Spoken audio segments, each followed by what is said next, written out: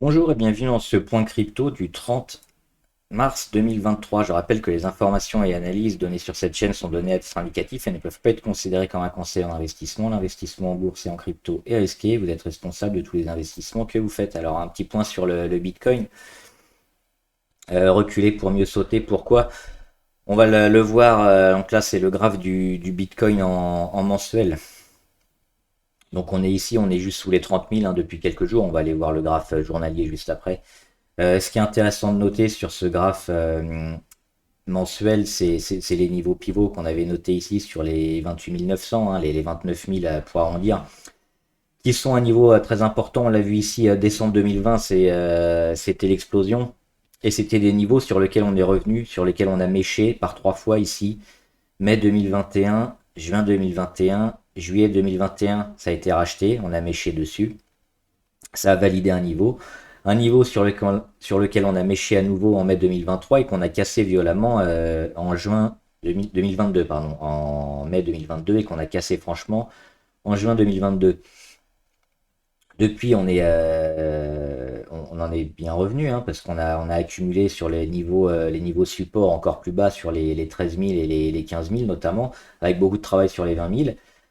Et on revient, sur cette résistance-là, 29 000, et on voit que cette figure-là, elle est intéressante parce qu'elle va nous donner certainement. Alors, au niveau MACD aussi, on regarde, on est revenu sur le niveau des zéros, on a une baisse des histos rouges, donc plutôt favorable. Et sur le RSI, on est déjà positif, on est déjà sur les 50.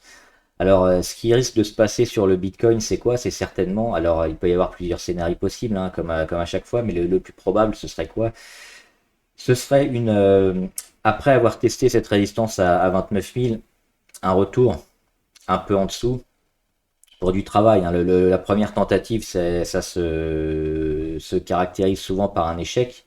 Donc échec ici sur les 29 000. On redescend un peu en dessous, on travaille, on accumule, on renforce et ensuite c'est un départ qui va être validé en cassant la résistance à 29 000 et en validant la séquence haussière. On va le revoir en journalier. Hop, donc on en est là. On est en train de venir travailler ici cette zone-là, cette zone des 28 000, 29 000 qu'on a vu sur le graphe mensuel, qui a été énormément travaillé. On le voit ici, c'était en 2021, ça a été aussi travaillé ici en 2022. On le réattaque. Et on le réattaque et on fait un échec dessus. Donc c'est vraiment une prise de bénéfice. C'est quelque chose de normal et de sain sur la plupart des valeurs. Le but maintenant, ça va être quoi? Certainement d'attendre un petit peu, de retrouver le Bitcoin ici sur les 25 000. Donc un travail a priori entre les 25 et les 29 000. Et le jour où on vient casser franchement les 29 000, ce sera certainement une continuation de la séquence haussière qui a été initiée déjà depuis un moment. Depuis ces niveaux-là, depuis le début de l'année 2023. Donc, si on veut rentrer sur le Bitcoin et éventuellement en moyen terme, long terme, maintenant c'est toujours le moment, c'est toujours intéressant. Mais on pourra avoir certainement un meilleur prix et un mois d'avril intéressant, avec un retour du Bitcoin autour des 25 000 et toute cette zone de travail qui va se faire ici entre les 25 et les 29 000 va certainement être intéressante avec peu de volatilité peut-être, une période d'accumulation et un nouveau départ. Donc c'est très favorable pour le Bitcoin, comme annoncé depuis plusieurs mois. Sur l'Ethereum, c'est à peu près la même chose. On a des niveaux, alors on va le regarder également en mensuel, l'Ethereum, qui revient sur ces niveaux-là. On pourrait les noter ici, autour hop, autour des 1763 environ. On va revenir en journalier. Et c'est cette zone qui est énormément travaillée. On a même un autre support. Il y a deux supports intermédiaires à peu près. C'est quasiment les mêmes. Donc c'est cette zone-là qui est bien travaillée, qui pourrait faire un échec aussi sur Ethereum. Donc un petit retour pareil. C'est le même principe que sur le Bitcoin. Bitcoin, un retour ici sur les 1422. Toute cette zone-là de travail, d'accumulation, qui va permettre aux investisseurs plutôt moyen terme, long terme de rentrer Et quand il y aura plus de vendeurs, ça ne va faire que monter, casser les résistances. Donc pareil, toujours très favorable aussi sur l'Ethereum.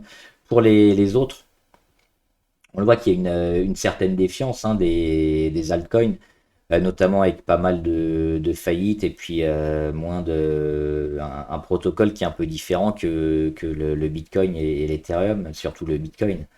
Donc on voit que ces altcoins-là ont un peu plus de mal. On voit avec Binance, qui fait un peu du surplace ces derniers temps, même si on a un petit pic de volume là dernièrement, le prix ne varie pas. Monero, alors on a eu un gros pic hein, sur Monero, c'est peut-être intéressant, c'est peut-être à suivre, mais c'est pareil, on a quand même une certaine méfiance et il faudrait qu'on n'ait pas des pics de volume comme ça, mais plutôt des volumes un peu plus constants et beaucoup plus hauts sur les altcoins pour voir une belle progression et suivre le Bitcoin. Alors ça ne veut pas dire que ça va pas monter non plus, mais on est un peu moins confiant quand même sur ce type de crypto hein, qui pour l'instant n'a pas donné des signes d'un retournement et d'un gros signal haussier. On le voit sur la plupart, hein, comme ici sur Elrond, c'est pareil. C'est pas encore le signal de vente, d'achat, pardon, le signal d'achat n'a pas encore été donné graphiquement parlant. Et on va finir avec Avalanche, c'est pareil, on voit, c'est un peu le statu quo. Les prix sont revenus ici sur les moyennes où il se passe plus rien. Et on aurait dû déjà avoir ces premières attaques et puis ces volumes un peu plus pertinents. Il y a même eu un trou hein, dans les volumes courant de l'année. Et pour l'instant, les altcoins sont un peu boudés, donc attention. On y reviendra quand tout le monde y reviendra. Hein. C'est quand il y aura un effet boule de neige qu'il faudra se remettre sur les altcoins. Mais pour l'instant, on va privilégier le Bitcoin, éventuellement l'Ethereum, mais surtout le Bitcoin hein, pour de l'accumulation sur la zone des 25 à 29 000 avant une explosion peut-être courant avril ou au mois de mai pour une grosse séquence sur la crypto. Voilà, j'espère que la vidéo vous a aidé. N'hésitez pas à laisser en commentaire hein, vos impressions, vos questions et vos autres valeurs aussi si vous suivez d'autres valeurs en particulier, hein, d'autres cryptos qui sont pas dans la liste. Et, on fera une analyse et on en parlera en graphique et en commentaire. Bon trade, à plus.